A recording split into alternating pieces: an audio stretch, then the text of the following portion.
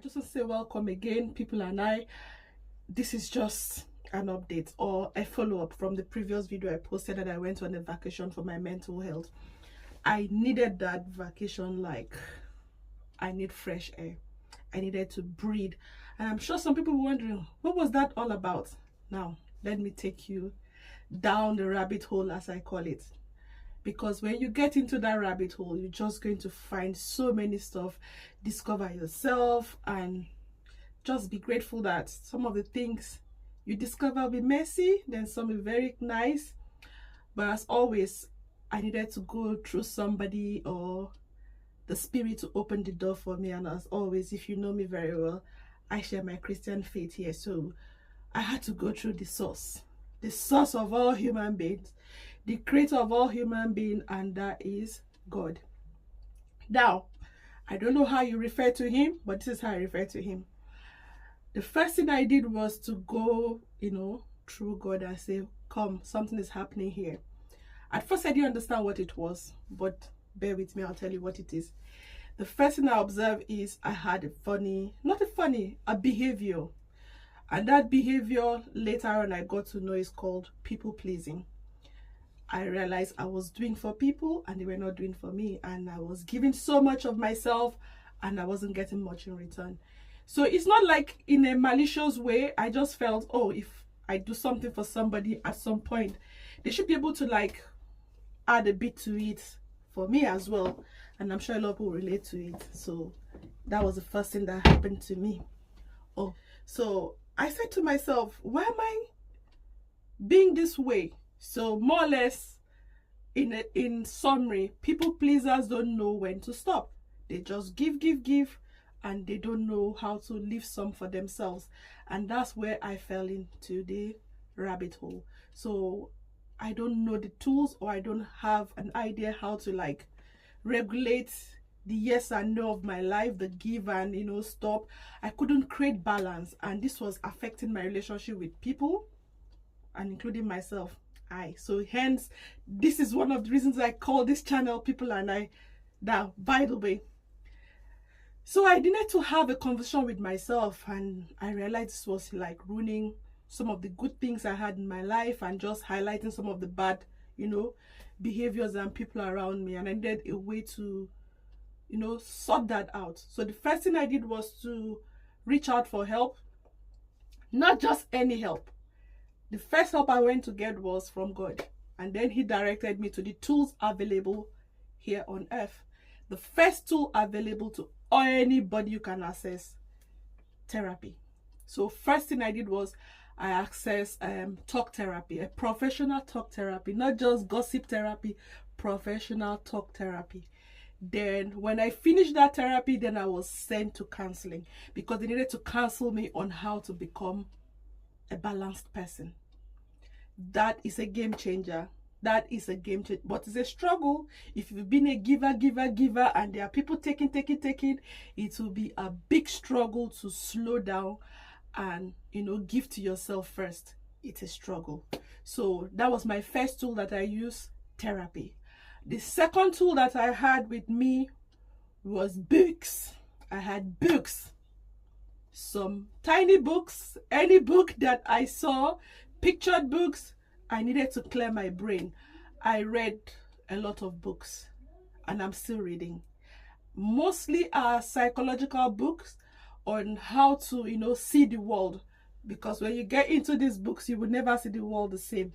But what will not change, or what did not change for me, was I retained my love, my essence, my innocence. Now I'm able to check the radar. So please, if you're one of those people that tell people you should have seen the red flag, stop that. Because there is no blind person that can actually see the rain. You can feel it. So I felt something was wrong. I knew something was wrong, even though I couldn't see what was wrong. So I sought help. Now, the last tool I used, which I think happens to be like one of the best tools, it was just small, tiny nugget of, books. Then I also went into cards. Usually I call myself the scribe. I like words. Words bring, healing to me. So because I read the Bible, and at my struggle and my pains, I said to myself, no, no, no, I'm not enjoying this Bible. And I said, God, you have to find me a different tools. How do I assess you? The same thing in the Bible should be presented to me differently. So that was what I did. And I said, God, please show me somebody. Show me somebody anywhere that is able to, point me through my artistic mind, how I see God, my creative side, which I've been so shy and scared and a little bit weird to bring it out. So here we are. I'll show you an example of what I mean. This card. I went on Amazon, and I went on YouTube Street, and I went on google.com, and I checked all the tools I could find. And then I started to see that they were Christians just like me, who had the same thinking like me, who wanted to see God differently, who wanted to see the expressive side of God, the creative side of God. So I bought motivational cards, I got Christian cards and arts, I got psychological art cards. This were cleansing into the mind, into the brain. Like when you read these ones or you see these cards, they would juggle you back to reality. Then I got some affirmation cards, and most of them were Christian affirmation cards. And then I dabbled into other words, and I loved them. In fact, they brought healing to me. Sometimes they made me really happy. Sometimes they really washed my brain and I start to cry. But most of all, I like the fact that they were just small, snippets of words that made profound meaning to me. It changed how I see the world. It changed how I love people. It changed how I love myself. It changed how I kind of stepped into the world. So I stepped into the world now like a grown-up, not from a child that believes anything and everything somebody's saying to them. So that was a game changer for me. So I've prepared few cards.